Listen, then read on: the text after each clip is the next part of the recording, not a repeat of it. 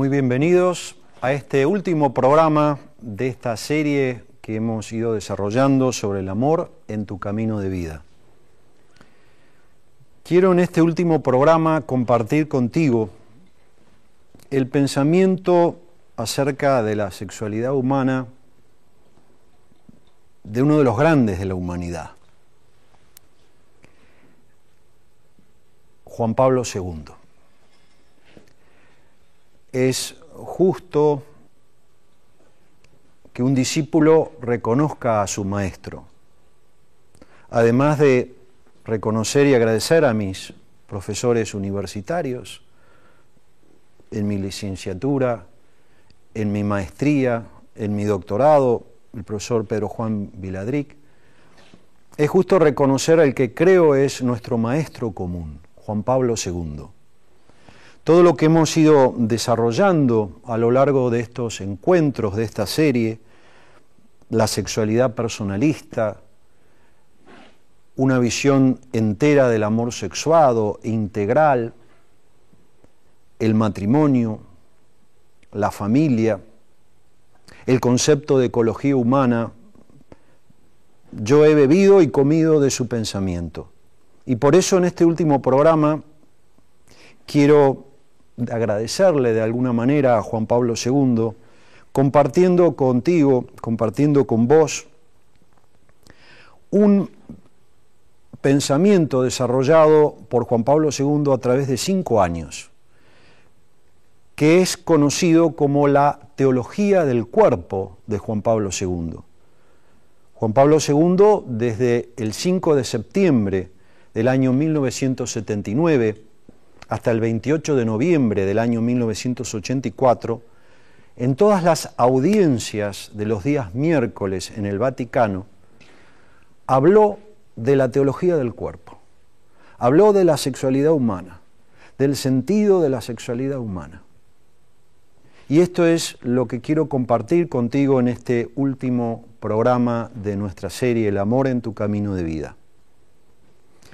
Déjame leerte lo que un biógrafo de Juan Pablo II, George Weigel, dice acerca de la teología del cuerpo de Juan Pablo II. Nada de lo que hizo Juan Pablo II tendrá quizás más impacto en la Iglesia y el mundo del siglo XXI que su serie semanal de discursos catequísticos en sus audiencias generales de los días miércoles en Roma.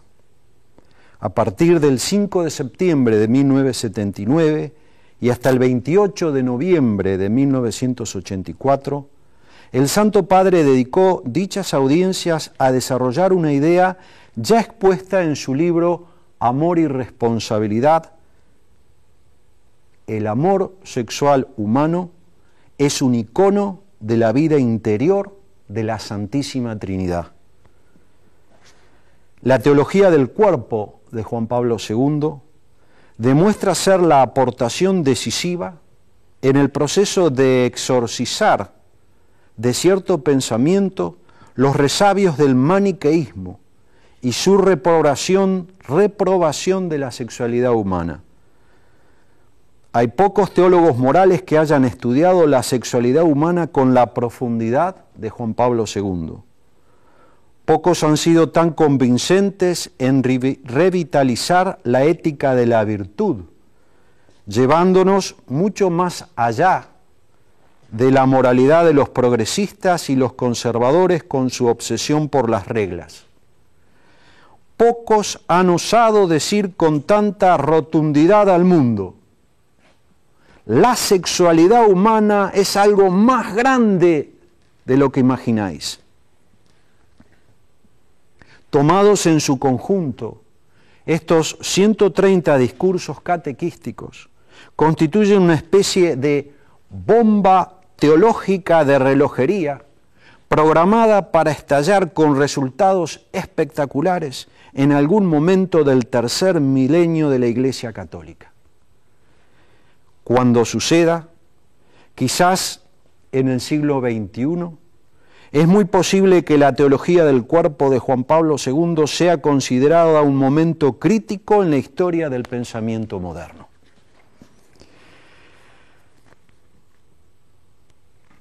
Vamos a la teología del cuerpo de Juan Pablo II.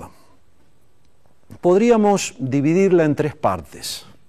Es una trilogía en la cual Juan Pablo II distingue la sexualidad humana, la relación hombre-mujer, el estado de la relación hombre-mujer al momento de la creación original, en la mente primera de Dios, cómo pensó la relación hombre-mujer. Una segunda parte de esta trilogía sería la situación, el estado de la relación hombre-mujer, de la sexualidad, del amor sexuado, luego de producida la caída de nuestros primeros padres. Y finalmente, la tercera parte de esta trilogía sería cuál va a ser la situación de la sexualidad, el sentido de la sexualidad luego de la resurrección de los cuerpos. Vayamos entonces a la primera parte, la sexualidad humana en el estado de creación original. Juan Pablo II reflexiona sobre este tema a partir de la respuesta que nuestro Señor Jesucristo le da a los fariseos cuando le preguntan acerca de la indisolubilidad del matrimonio. Jesús les contesta, aborda esta cuestión básica de esta propiedad esencial del matrimonio, diciéndole, Moisés autorizó a sus padres el repudio de sus cónyuges, pero en el principio no fue así. Es decir, Jesús los remite al principio. Y al principio, lo que ocurrió en el principio está relatado en la Biblia, en el Génesis. Por lo tanto, Juan Pablo II desarrolla su reflexión a partir del relato de Génesis 1, 2 y 3. Recordemos que en Génesis 1 se dice, hagamos al ser humano a nuestra imagen. A imagen nuestra lo creó varón y mujer. Es decir, si fuimos creados a imagen y semejanza de Dios, y Dios no es un individuo, sino que son tres personas que viven una relación de amor, de comunión, de comunidad, su imagen, el ser humano, debía tener una dimensión que permitiera desarrollarse como comunión amorosa. La vocación más radical de la persona humana es a ser comunión amorosa y a participar de la comunidad amorosa trinitaria de la mano de Jesucristo. Y esa dimensión de la persona humana que permite vivir en comunión amorosa es precisamente, dice Juan Pablo II, la sexualidad humana.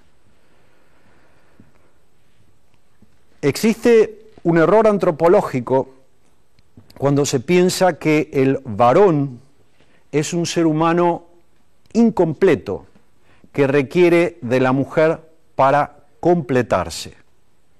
En realidad, hombre y mujer son personas humanas completas. No hay ninguna facultad o potencia que tenga el hombre que no tenga la mujer. Solo que lo mismo, la misma persona humana, lo hemos dicho a lo largo de la serie en más de una oportunidad, la misma persona humana con su cuerpo, con sus facultades sensitivas, afectivas, racionales, inteligencia y voluntad, se modaliza masculina y femeninamente. En la naturaleza en el diseño que Dios hizo del ser humano no hay nada absurdo. ¿Es absurdo que tengamos 2 pulmones? No lo es.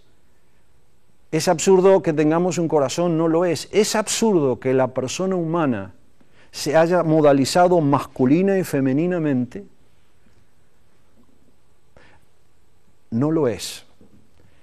El sentido es muy profundo y el sentido último de la sexualidad humana es permitir al ser humano ser comunión amorosa a través de la entrega en la diversidad sexuada masculina y femenina, o a través también, otro sentido esponsalicio que tiene el cuerpo, la sexualidad, es la entrega total a Dios en el celibato a través de las distintas maneras de vida consagrada. Continuando con el análisis del Génesis, Juan Pablo II reflexiona acerca de Génesis 2, cuando el relato dice: no es bueno que el hombre esté solo, hagámosle una ayuda adecuada. ¿Por qué nuestro primer padre tuvo esa percepción de soledad? Porque no encontraba en ninguna otra criatura, ningún otro ser creado, alguien con el cual poder vivir en una relación de don de sí, de entrega recíproca, es decir, en una relación comunitaria. Por eso, cuando Dios crea a la mujer, la exclamación de Adán es: esta sí que es hueso de mis huesos, carne de mi carne. Es decir, en otras palabras, he aquí un ser con el cual sí puedo ser imagen de quien me creó. Sí puedo responder a esto que me quema en mi interior, que es vivir en comunión amorosa. Porque la estructura de unión comunitaria no es lo mismo que la estructura de relación de pareja. No es lo mismo, lo hemos también hablado, simplemente vivir con alguien, vivir junto a alguien, que vivir para alguien. No es lo mismo una estructura de unión convivencial que una estructura comunitaria, que es un encuentro. Y un encuentro es ese fenómeno humano en el cual 2 personas se enriquecen mutuamente. Y eso lo permite una estructura comunitaria. La estructura comunitaria de unión, en tanto es un icono de la comunidad trinitaria, ofrece al hombre y la mujer la mayor posibilidad de plenitud en el amor. Otro aspecto muy interesante sobre el cual reflexiona Juan Pablo II en esta teología del cuerpo, y refiriéndose también a Génesis 2, es la frase siguiente: estaban desnudos y no se avergonzaban de ello. Fíjense qué interesante. Lo que nos está diciendo Juan Pablo II es que en el estado de creación original no existía el pudor. El pudor es un sentimiento que constituye, vamos a decir, como un mecanismo de defensa de la dignidad humana. El pudor es ese sentimiento que, por ejemplo, el pudor sexual, nos lleva a ocultar aquellas partes de nuestro cuerpo que puede suscitar que otra persona nos reduzca a solo objeto de placer. Y ser reducido a solo objeto de placer es contrario a la dignidad humana. Y por eso la pornografía violenta la dignidad humana, porque es transformar a alguien en algo. El placer es algo muy bueno, lo dice Juan Pablo II en Amor y Responsabilidad, pero integrado al amor. Todo lo importante en la vida está asociado, Dios ha asociado un placer. Pensemos lo horroroso que sería que no nos cause placer comer. Pues el encuentro sexual Dios le asignó el placer y no es algo malo, es algo muy bueno, pero integrado al amor, integrado a la entrega total, vivido como un encuentro personal. Entonces, el pudor es ese mecanismo de defensa para no ser reducido a objeto exclusivo de placer. No sentían vergüenza. La vergüenza es otro mecanismo de defensa asociado al pudor para ocultar aquellas partes, reitero, del cuerpo que pueden suscitar que otro nos trate como objeto exclusivo de placer. Es muy interesante, dice Juan Pablo II, Adán y Eva antes de la caída no sentían pudor, no sentían vergüenza. ¿Por qué? Porque fueron creados en una relación de don de sí recíproco, que vivían con facilidad, con habitualidad. Vivían con sencillez la comunión amorosa. Vivían con sencillez la integración de los distintos dinamismos de la sexualidad humana, la sensualidad y la afectividad, en la inteligencia y la voluntad. Por eso no sentían prudencia, no había riesgo de que Adán la tratara a Eva como objeto exclusivo de placer o a la inversa. Por eso no sentían vergüenza. Vamos ahora a la segunda parte de la trilogía. ¿Qué ocurre con la caída de nuestros primeros padres? Fíjense, la primera referencia a la situación entre ellos luego de la caída tiene que ver precisamente con lo que acabamos de señalar. Adán y Eva, luego de la caída, sintieron vergüenza, percibieron que estaban desnudos y se taparon con hojas de una higuera. Y dice algo más el relato bíblico, y Él te dominará. ¿Cuál es la reflexión de Juan Pablo II respecto de este relato?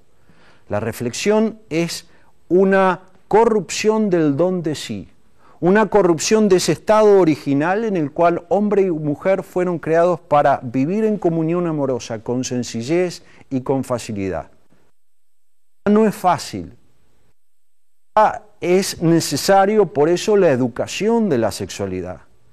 Es necesario la ética, los valores que, hecho hábitos, virtudes, nos permiten integrar la sensualidad y la afectividad en la inteligencia y la voluntad para ser gobernados por ellos.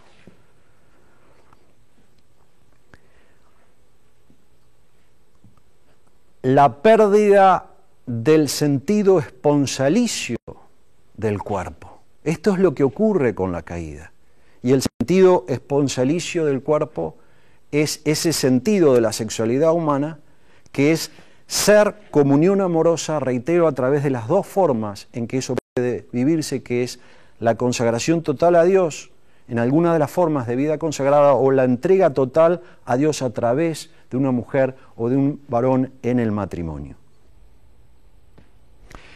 En esta segunda parte de la trilogía de Juan Pablo II sobre su teología del cuerpo, la situación de la sexualidad humana, de la relación hombre-mujer luego de la caída, Juan Pablo II realiza una interpretación de una parte del sermón de Jesús de la montaña, en el cual dice que si bien han escuchado ustedes que no debe cometerse adulterio, ya puede cometerse también adulterio deseando a una mujer. ¿Qué es lo que Jesús ha querido transmitir y que interpreta Juan Pablo II a través de esta expresión?